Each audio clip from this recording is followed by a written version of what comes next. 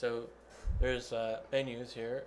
Reverse proxy menu is everything to do with the front end web server for the server, and you can install the server. You can install reverse proxy, regenerate the configurations for each application. You can read the reverse proxy logs, and this shows you like if someone well, let's see if I can demonstrate this. If someone goes to a website, it logs everything that happens. So when you make a request, it shows up as log files here. So there's that, and you can halt the reverse proxy. That just basically that shuts down everything on the front end, leaves the back end running though. You can set it to restart all the time. You can say you can back up just the certificates or restore just the certificates. The DH params is something that has to be generated on the first time install. It takes a very long time to do, so it's good to save that stuff in a backup, which I've done. And then force regenerate certificates. Actually, that's not working right yet. I have to work on that more. Application lifecycle menu. This is one of the best. This is the most interesting menus. You can install an application. You can say an application is running and enabled, or you can say disabled and it won't run. Then you can start all that are enabled, stop all that are enabled, and then remove the application, which deletes it and the files and everything.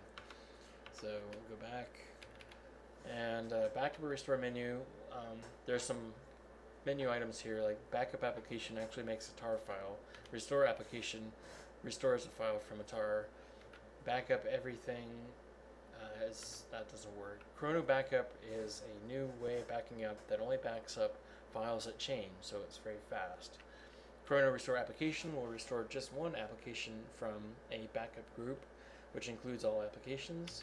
Chrono restore everything restores the entire thing. That's what I recently did. I restored everything that included the reverse proxy, the certificates, and the applications and all that stuff. Restore everything is not right. That's the alpha menu needs to be changed. Diagnostics menu. There's the get stats, which shows you memory usage and CPU usage of different containers. Application logs. If you can go into application logs and say you want to read the MyPetCloud application logs, it loads it up here. Now this is loading a huge one, so this is like a pretty old log, and these are the logs of MyPetCloud, and you can find whatever you're looking for. If you're looking for, usually you're looking at the logs when there's something wrong. Another thing you can do in the diagnostics menu is shell into a container. So let's say a container is not behaving the way you thought it should. You want to know the directory contents of a container just to confirm what's going on. You can shell into the container, and you choose your container. So I'll just choose I'll choose one of these ones I was having difficulty with, OS class. So OS class is a container that I'm being worked on right now, and it says shelling into stopped container. The container is simply dead. There's nothing running on it until we ran this command, and now I can do things like I can see the directory contents. I can go to I can see whatever's in the system. Okay, so but for other containers that are living, you just go in there, shell container, and the same thing. You just go into Lychee. This time it's not a dead container, and we can do things like see what's running in the container with the top command. Or other things.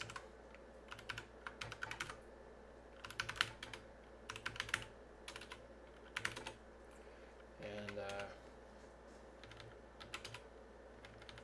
then there's top for the top system for everything, and it shows you like what CPU usage is being done and memory and all that stuff. That's a pretty common container. That's a pretty common function that most server admins would know how to use, but it's just a convenience thing.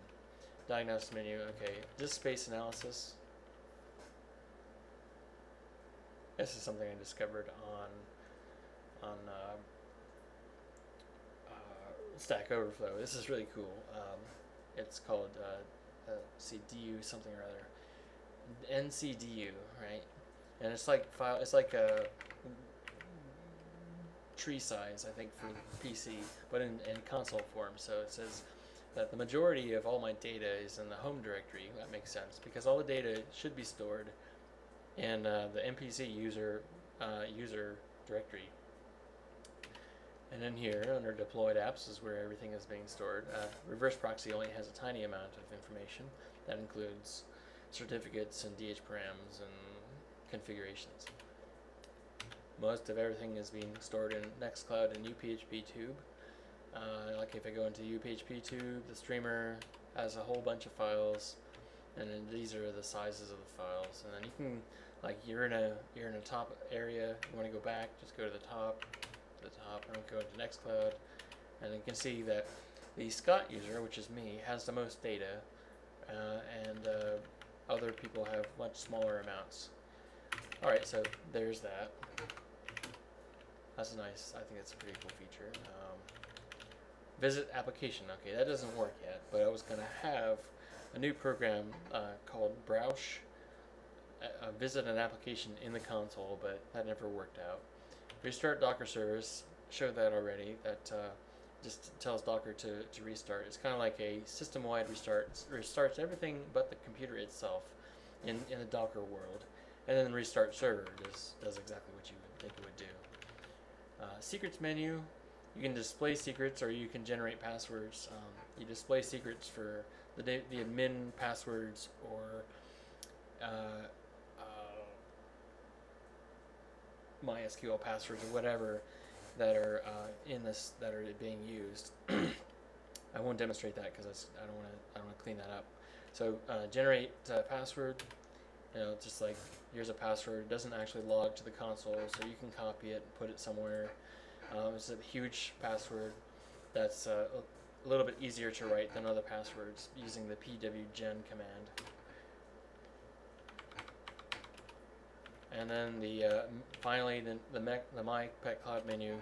There's a edit configuration file which goes in here. Okay, so this is just like I was editing before, telling it where to back up stuff with the backup user and all that stuff. So then, application maintenance menu. You can do things like go into special applications functions, like under Nextcloud. There's a couple of special functions just for Nextcloud. That's defined in the application module. And let me go back. Going back into maintenance menu, and then there's edit application setup file. You can do things like set up a few parameters, like set the internet flag so that your website's only available on your personal intranet. And then enabled is, you don't really have to change that. I wouldn't change that manually, but another process uses that flag. So back to application maintenance. Edit Docker Compose YML file. The application is made of either one to several parts, and they're all defined in this file. If you know Docker, you would know what this means. But in like Nextcloud, this is what the Docker Compose file looks like. This file is generated automatically with the right parameters when you install the application. And let's say you wanted to upgrade your application. You would want to do it by changing this file directly. Until, that is, I have a better automatic upgrade script. But let's say Nextcloud 14 did come out, then you would just change that to 14, and then run the application. You go into maintenance menu, and then you do upgrade application.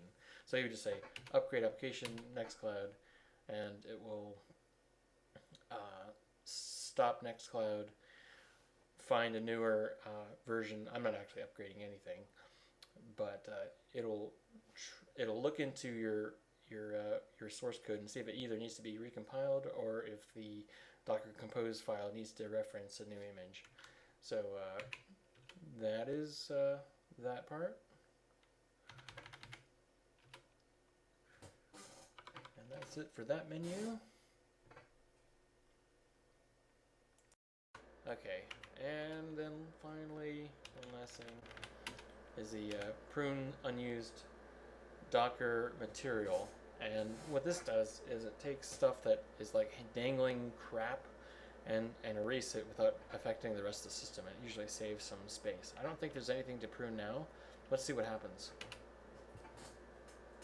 Okay, I guess it did reclaim a little bit of space, but sometimes this can be gigantic savings. Sometimes I run it and I save 5 gigabytes of stuff. So there you have it.